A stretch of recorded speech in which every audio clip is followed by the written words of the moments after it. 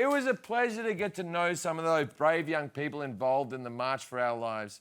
That protest was the first time that I've woken up that early and yelled out the words, "never again," and felt hopeful.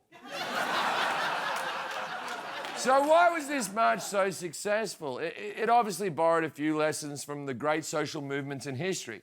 Go back to 1773, when the colonists threw the tea in the ocean in defiance of the British. The Boston Tea Party had a great, strong message and a great gimmick. America was born from that rancid tea in the water. And so was this horny-ass fish. The one close to me, the other one's a woman.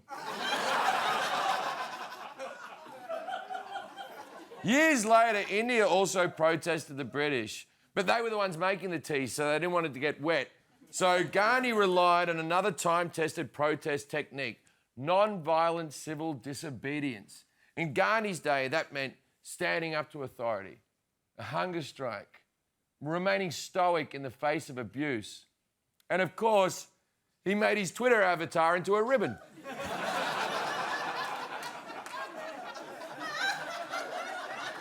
Around the same time in the US, the women's suffrage movement was also practicing non-violent demonstrations like this one outside the White House.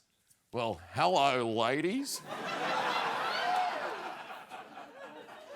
You don't want to be objectified, you shouldn't stand in line wearing sashes.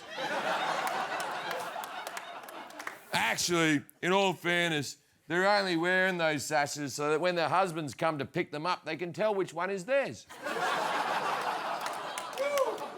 Then in 1963 came Dr. Martin Luther King's March on Washington. Highly visible, non-violent, and of course, that timeless refrain we can all remember. I had the craziest dream last night. Of course I'm joking. We wanted to show the I have a dream speech and remind you how powerful it is, but the King family is highly protective of the Reverend's image, so suit yourself, King family. Don't you know that this show could be great exposure for him? You know? I just mentioned Gandhi a minute ago. He already has 12 new followers. But for real change to happen, you need money and influence. In 2009, the Tea Party happened, and the Tea Party was ridiculous. But it did spark a wave of far-right nutjobs being elected into government office.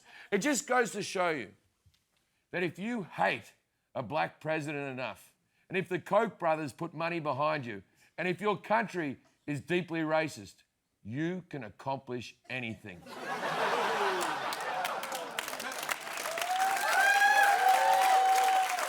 The final thing a movement needs is time. Millions of people took part in the first Women's March last year. And maybe the effects weren't immediately apparent, but it jump-started the resistance and paved the way for the Me Too movement. So sometimes protests work. Sometimes it doesn't work. But you know what never works? Doing nothing. So if you want to see a change in the world, you have to be that change. Or at very least, retweet that change.